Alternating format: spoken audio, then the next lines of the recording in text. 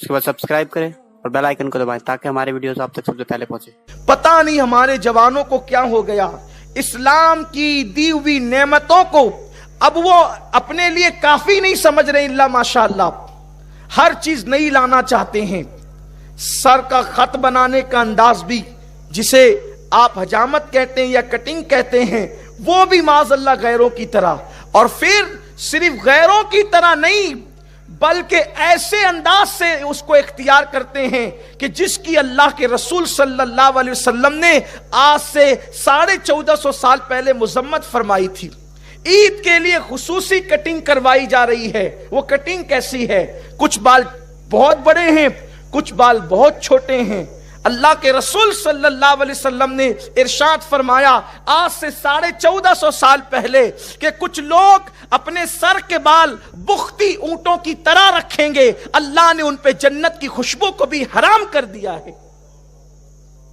आज के नौजवान लड़के खुसूसी तौर पर इस तरीके की हजामत का एहतमाम कर रहे हैं। उनको देखो, बदन पर बाज़ाब्ता तौर पर जो है बेल बूटे बनवाए जा रहे हैं। कब? मुसलमानों की ईद है, और चूंकि अब बदन पर बेल बूटे होंगे तो उसको बताने के लिए जिस्म को नंगा रखना यानी छोटे कपड़े पहनना बहुत जरूरी होगा, तभी तो बेल बूटे नजर आएंगे। मेरे प्यारे आका सल्लल्लाहु अलैहि वसल्लम के प्यारे दीवानों, याद रखना ये मगरबी तहजीब, ये मगरबी कल्चर, ये गुनाहों का माहौल तुम्हारे लिए नुकसानदाह है। अल्लाह के रसूल सल्लल्लाहु अलैहि वसल्लम ने पूरे कपड़े पहनने को सुन्नत करार दिया है। इसका फायदा क्या है? अल्लाह के रसूल सल्लल्लाहु अलैहि वसल्लम माओ से ज्यादा मेहरबान, बाप से ज्यादा मेहरबान। अरे करोड़ों माएं बफर्ज मुहाल अगर किसी एक बच्चे की हो तो करोड़ों माएं मिल करके अपने बच्चे से जितना प्यार नहीं कर सकती, उससे ज्यादा मुस्तफा जाने रहमत ने अपनी उम्मत से प्यार किया है। आकाए करीम सल्लल्लाहु अलैहि वसल्लम ने जो तरीका हमें बताया है उसमें हमारा फायदा है। आप अंदाजा करें, अगर आप शॉर्ट कपड़े पहनते हैं जिससे बाजू भी नजर आते हैं, जिससे जो है वो आपके जिस्म के आज़ा नजर आते हैं, उसका नुकसान क्या है? अल्लाह के रसूल सल्लल्लाहु अलैहि वसल्लम फरमाते हैं मेरी उम्मत में कसरत के साथ अगर मौत होगी तो वो नजर की वजह से होगी। आका फरमाते नजर बद हक है, यानी किसी को नजर लग जाना हक है। जादू उतना नुकसान नहीं पहुंचाता जितना बद नजर नुकसान पहुंचाती है। फरमाया गया कि जो नजर बद है वो जानवर को लगे तो जानवर हांडी में चला जाता है, पत्थर को लगे तो पत्थर टूट जाता है, और इंसान को लगे तो इंसान कब्र में चला जाता है। अब ये जो तुम शॉर्ट कपड़े पहनकर जिस्म पे बेल बूटे बना रहे हो, यानी लोगों की नजर तुम पर पड़े। लिबास तो इसलिए था कि लोगों की नजर तुम्हारे वजूद पर मुकम्मल न पड़े, लिबास उसको रोक ले, लिबास तुम्हारे वजूद की हिफाजत करे। लेकिन अब तुमने चूंकि अपने पूरे वजूद को नंगा कर दिया, शॉर्ट से शॉर्ट कपड़े पहन रहे हो, तो लोगों की नजरें तुम पर जमेगी और नजरें बद लगेगी। अल्लाह के रसूल फरमाते हैं मेरी उम्मत में कसरत से मौत नजर बद की वजह से होगी। नुकसान किसका हुआ? आप अपनी जान से जाएंगे। अल्लाह के रसूल सल्लल्लाहु अलैहि वसल्लम के गुलामों, आप नहीं देखते, अरे अभी तो बैठा था अभी मर गया। किस वजह से? नजर बद की वजह से। आपने नजर बद को क्या समझा? जादू करने वाला जब किसी पे जादू करता है तो उसकी सलाहियत पर मुनहसिर होता है, या तो जादू असर करेगा या तो नहीं करेगा। अगर वो जादू करने वाला पावरफुल ना हो, मुकम्मल ना हो, तो उसका किया हुआ जादू असर नहीं करेगा। लेकिन नजर बद का हाल ये है, अगर टिकटिकी बांधे हुए किसी को गौर से देख लिया, ना सुभान अल्लाह का, ना माशा अल्लाह का, ना निगाहों में अकीदत है, तो फिर वो नजर बद उस पर असर कर जाएगी और उस पर बीमारियां भी हो सकती है, फिर वो पता नहीं कब्र तक भी ले जा सकती है। तो बताएं, मगरबी तहजीब तो तुम्हें कब्र तक पहुंचाने पर तुली हुई है, और आप हैं कि उसी तरफ जा रहे हैं। और अल्लाह के रसूल अलैहि सलाम ने पूरा लिबास पहनने का हुक्म दिया, पूरे लिबास की तरफ आओ। ईद को तमाशा मत बनाओ, ईद को गैरों के त्योहार के मुशाबे मत बनाओ।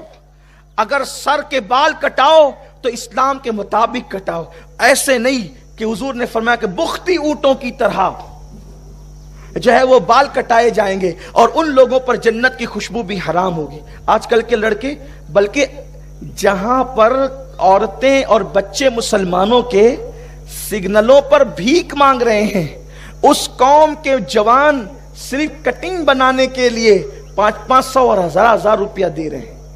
جب بتائیں صرف بال کٹانے کا اتنا جو قوم دے گی, پھر وہ قوم ترقی کیسے کرے گی؟ آج ہم سیریا، یمن، عراق، بیت المقدس کا رونا روتے ہیں. بیت المقدس تو ہمارے ہر مسلمان کے لیے عقیدت کا مرکز ہے، لیکن رمضان المبارک میں بیت المقدس کی تراویح ٹی وی پہ نشر ہو رہی تھی. دیکھنے والوں نے دیکھا، آپ نے بھی دیکھا ہوگا، ہم نے بھی سنا کہ بیت المقدس کی، مسجد اقصیٰ کی، جس مسجد اقصیٰ کے لیے ہر مسلمان دعا کر رہا ہے، جس مسجد اقصیٰ کے لیے ہر مسلمان بے چین اور بے قرار ہونا بھی چاہیے، ہمارا قبلہ اول ہے. لیکن جب مسجد اقصیٰ کی تراویح نشر ہو رہی تھی ٹی وی پر، تو دیکھا گیا کہ امام کے پیچھے جتنے کھڑے ہیں 95% لوگ ہیں، نہ ان کے چہرے پہ داڑھی ہے، نہ ان کے سروں پہ ٹوپیاں ہیں. ہمیں ان سے ہمدردی ہے، اللہ ان کی حفاظت کرے. ان کے ہاتھوں میں پتھر ہے، ہم ان کے ہاتھوں کے پتھر دیکھ کر متاثر ہیں، دعا گو بھی ہیں کہ وہ پتھروں سے لڑ رہے ہیں، بندوقوں کا جواب پتھروں سے دے رہے ہیں، ہتھیاروں کا جواب پتھروں سے دے رہے ہیں، لیکن ان کو فتح و نصرت نہیں ملتی. کیوں نہیں ملتی؟ ان کے ہاتھوں میں پتھر تو ہے مگر دامن شریعت نہیں ہے. خدا کی عزت کی قسم، جن دن ان کے ہاتھوں میں شریعت کا دامن آ جائے گا، خدا ان کے اندر اتنی قوت پیدا کر دے گا کہ باطل قوتیں ان کے قدموں میں سرنگو ہونے پہ مجبور ہو جائے گی. جو ٹوپی نہ پہن سکے، انقلاب پتھروں سے تھوڑی آتا ہے. انقلاب تو مصطفیٰ جان رحمت کی شریعت پر عمل کرنے سے آتا. اور ہندوستان کے مسلمانوں کو بھی آگاہ ہونا چاہیے، اگر آپ بھی اور ہم بھی دین کے قریب نہ آئے تو اللہ نہ کرے، 1000 بار نہ کرے کہ وہ دن ہم پر نہ آ جائے. جو ان کو آئے نا، اس سے بدترین دن ہندوستانی مسلمانوں کے لیے آ سکتے ہیں اگر ہم دین کے قریب نہ آئے. یہی روش رہی.